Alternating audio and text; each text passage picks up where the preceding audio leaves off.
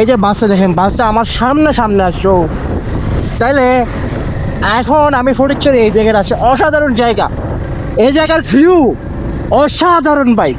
আপনারা যারা ফটিকছড়ি আছেন, যারা দেখবেন আমার ফটিকছড়ি থেকে একজন দেখলে হয়েছে, আমার বেশি জন না, আপনি কমেন্টস করে যাবেন আসলে এটা অসাধারণ কিনা। এই জায়গায় আসলে মানুষ কি বলবো, এত বড় রোড করার পরও মানুষ কীভাবে অ্যাক্সিডেন্ট করে এখানে, দোষটা আমি এখন দেখালাম। আমার ভিডিও শুরুতে আপনারা দেখছেন হয়তো, আর পাঁচটা সরাসরি এই লাইনে চলে আসছে, ফার্স্ট সরাসরি এই লাইনে। তো এই লাইনে আসার পরে পাঁচটা যদি এই লাইনে চলে আসে, তাহলে আপনি গাড়ি চালাবেন কোথায়?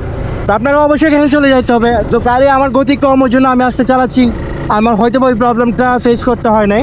কিন্তু গাড়ি যদি 80-90 বা এরকম ফ্রি রোডের মানুষ কিন্তু 80-90 চালায় বা 70 চালায়, 70-80-90-তে বাইক চালালে বাংলাদেশে কন্ট্রোল করা খুব ইজি না। আমাদের মতো নতুন ড্রাইভার রাইডার হইলে তাদের জন্য একটু কষ্টকর হয়ে যায়। যেমনটা ধরেন আমার হয়েছে 40-এর মধ্যে গাড়ি কন্ট্রোল করতে পারে না, পড়ে গেছে। অনেকে বলতে পারেন আমার হচ্ছে কি বলে এটাকে, ছাপড়ি রাইডাররা আছে যারা, তারা পারে, তারা চালাতে পারে ওইভাবে, কিন্তু তাদের এমন দুর্ঘটনার শিকার হতে হয় তাদের, যেটা হচ্ছে খুবই বাজেভাবে হয় আর কি। হবে আমরা এনজয় করি, এত কথা না বলে আমরা এনজয় করি। এই আসলে অসাধারণ রোডটা আপনারা মিস করা উচিত না।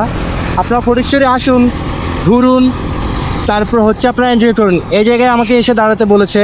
আমার সামনে হচ্ছে জয়দেবের বাড়ি, যদিও জয়দেবের বাড়ি দূরে আছে মোটামুটি, আরেকটু সামনে গেলে বারৈহাট, ওখানেই হচ্ছে আপনার জয়দেবের বাড়ি। আমরা একটু সামনে গিয়ে দাঁড়াই, কারণ এটা একটু রিস্ক। এই জায়গায় গাড়ি অনেক জোরে চালায়, আপনি রাইট থাকলে হবে না। তো সাইমনকে এখন কল দিতে হবে, তার বাড়ির আশেপাশে আমরা চলে আসছি।